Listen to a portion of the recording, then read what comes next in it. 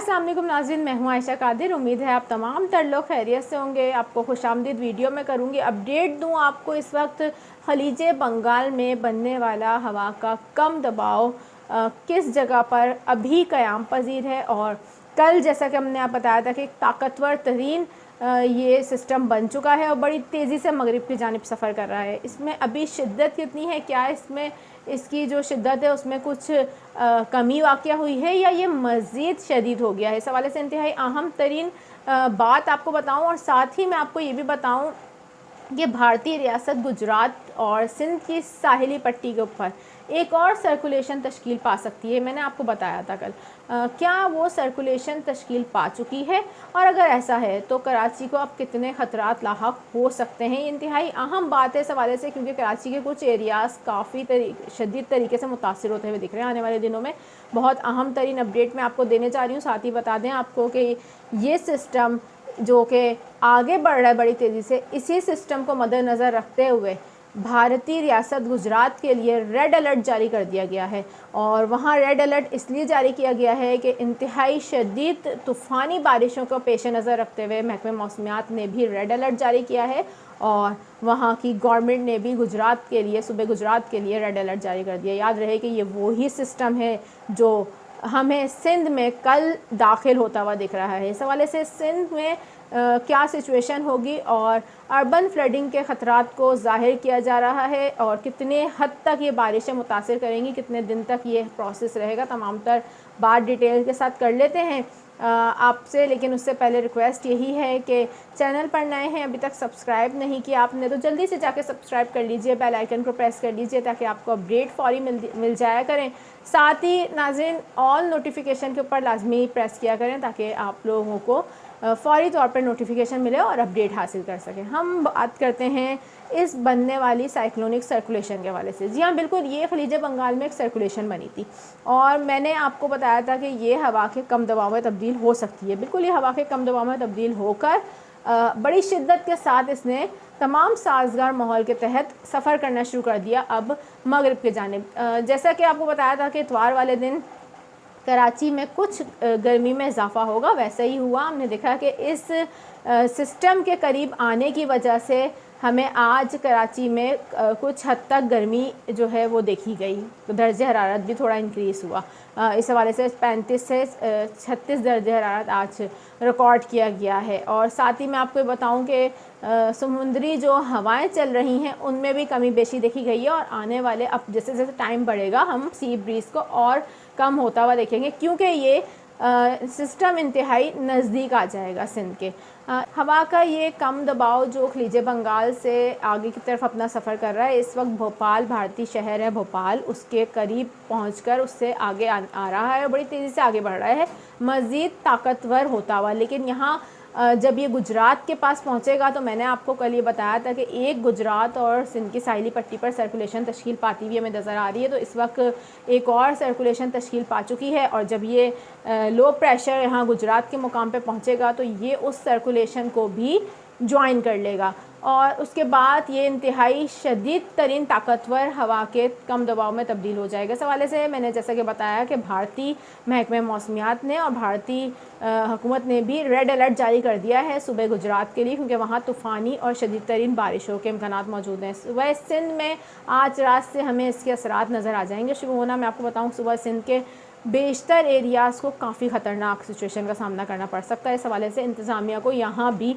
Alerts जारी करने की फ़ौरी तौर पर ज़रूरत है, और ख़ास तौर पर दरिया किनारे रहने वालों को रेस्क्यू करने की ज़रूरत है, क्योंकि ये बारिशें इंतहाई तेज़ तरीन होंगी। साथ ही इस चीज़ को मद्देनज़र रखा जाए, ये एक बे ऑफ बंगाल में बनने वाली सर्कुलेशन के बाद बनने वाले हवा का कम दबाव है जो पहुँच रहा है इस वक्त बारिशें देने के लिए सिंध में।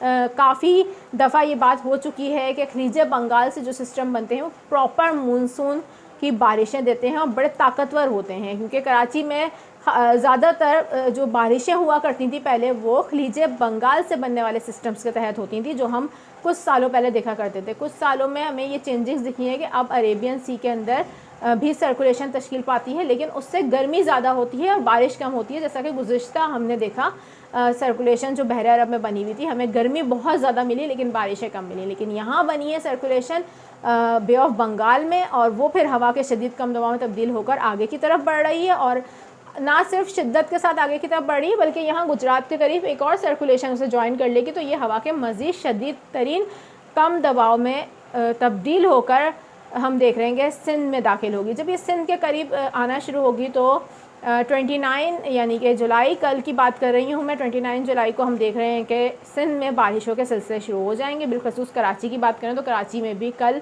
शाम से ये एक्टिविटी हमें शुरू होती हुई नज़र आ जाएगी।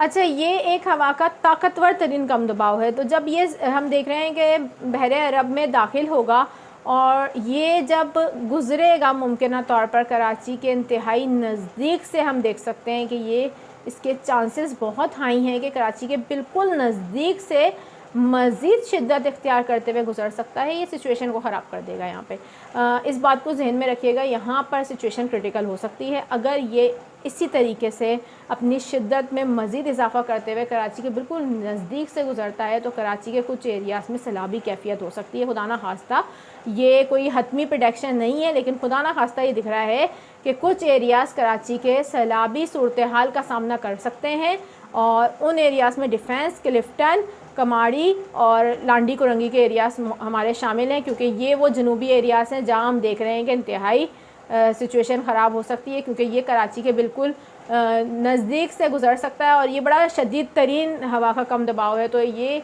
बात जहन में रखें कि अगर यहाँ कोई गैर मामूली सूरत हाल होती है तो उससे निपटने के लिए इंतज़ामिया ने अभी तक कोई ऐसे इक़दामात करे हुए दिखाई नहीं देते, और फिल वक्त हमें कराची शहर में कोई भी इक़दामात किए हुए दिखाई नहीं दे रहे। फ़ौरी तौर पर इक़दामात कर लेने चाहिए, क्योंकि मुमकिन तौर पर इस हवा के कम दबाव की बारिशों के पेश नज़र कराची में अर्बन फ्लडिंग के खदशात को बार बार ज़ाहिर किया जा रहा है। इस हवाले से फ़ौरी तौर पर इक़दामात करने की ज़रूरत है। और डिफेंस क्लिफ्टन में रहने वाले लोग अगर यहाँ से मुझे देख रहे हैं तो मैं उनको ये बोलूँगी कि आपको याद है अगर, तो कमेंट सेक्शन में ज़रूर बताएं। अगस्त 2020 की बारिश याद है, भूले नहीं होंगे डिफेंस में रहने वाले लोग, क्योंकि पूरा डिफेंस जो है डूब सा गया था। बड़े बुरे हालात थे, हम देख रहे थे लोगों के बेसमेंट में पानी था, लोगों के घरों में पानी था, लोगों के कमरों में पानी था, कोई जगह ऐसी नहीं थी जहाँ पानी नहीं था। डिफेंस की बात कर रही हूँ मैं। तो यहाँ पर सीवरेज का निज़ाम बेहतर बनाने के लिए क्या इक़दाम किए हैं हुकूमत ने, फ़ौरी तौर पर इसको देख लेना चाहिए, क्योंकि ये एरियाज़ एक बार फिर हमें ख़तरनाक सिचुएशन यहाँ पर होती हुई दिख रही है। बाकी बेहतर अल्लाह बेहतर जानता है, लेकिन फ़िल वक्त यही है कि ये एक हवा का शदीद तरीन बना हुआ कम दबाव है। साथ ही मैं आपको ये अपडेट भी दे दूँ कि ये कराची शहर में 200 से 250 मिलीमीटर बारिश कर सकता है। मैंने कल भी बोला था और अभी भी यही चांसेस मौजूद हैं, ये 200 से 250 मिलीमीटर तक बारिश दे सकता है कराची में। साथ ही सिंध के दीगर शहरों की बात करें हम, सिंध के तमाम दीगर शहरों में बारिशों के शदीद तरीन इम्कानात मौजूद हैं, सैलाबी रेलों के इम्कानात मौजूद हैं, वहाँ भी फ़ौरी तौर पर इक़दाम की ज़रूरत है। फिलवक्त के लिए इतना ही नाज़रीन, अपनी नेक्स्ट वीडियो में मज़ीद ताज़ा तरीन अपडेट के साथ आपकी खिदमत में हाजिर होंगी। जो पल पल की बदलती हुई सिचुएशन होगी इस लो प्रेशर के हवाले से, वो हम आपको अपने चैनल पर फ़ौरी तौर पर देते रहेंगे। साथ ही आपको अपडेट भी करती रहूँगी इस हवाले से कि ये लो प्रेशर मज़ीद आगे बढ़ते बढ़ते कितनी शिद्दत इख्तियार करी है इसने, या कम हो गई है इसकी शिद्दत। मुमकिन तौर पर अभी यही लग रहा है तवक्कुआत के मुताबिक कि ये मज़ीद शदीद होगा और बहरे अरब में आकर मज़ीद शदीद हो जाएगा। इस हवाले से जो भी अपडेट्स होंगी पल पल की आपको देती रहूँगी। नाज़रीन, चैनल को एक दफ़ा फिर रिक्वेस्ट करूँगी सब्सक्राइब कर लें, बेल आइकन को प्रेस कर लें ताकि अपडेट फ़ौरी तौर पर आपको मिलती रहे। अपना बहुत ख्याल रखिएगा। इंशाल्लाह फिर आपसे मुलाकात होगी, तब तक के लिए अल्लाह हाफ़िज़।